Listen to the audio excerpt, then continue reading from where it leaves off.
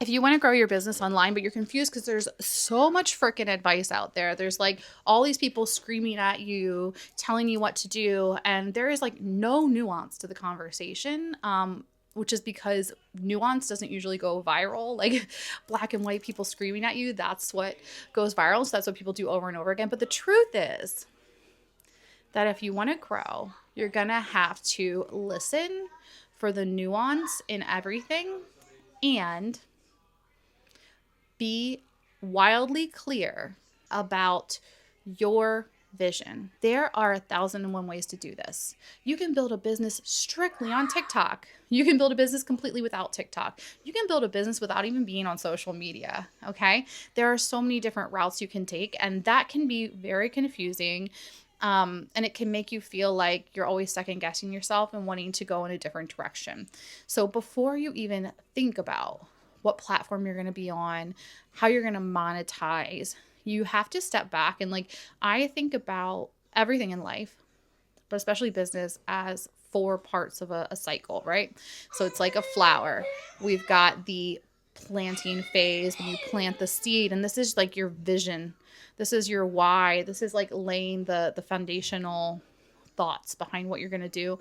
Then you have the rooting phase where you're creating the roots. There might not be a lot of growth on the surface that you can see, but those roots are growing deep. This is another piece of building your foundations, but building the literal foundations of your business, right? Your sales funnels, your email marketing, your sales pages, your website, all those things.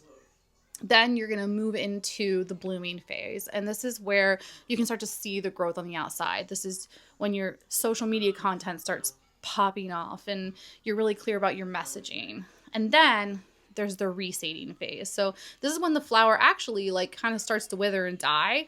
But when a flower dies, what they do is they drop all their seeds into the ground, thousands of seeds that will then create more flowers in the next season. And so we can intentionally go through this process of like review and figuring out what's working, what's not, and then plant again and start the cycle over again. So take your time in that planting phase when you're planting the seed and creating the vision of what you want, because it's going to be really easy to be pulled off course on another direction that isn't what you really intended unless you're super clear about that. So I have a totally free brand guide in my link, and it walks you through a whole bunch of prompts and questions to help you get clear on this piece before you start like getting pulled off of what your actual quest is into the side quests. And like, trust me, I'm the queen of side quests, so I get it.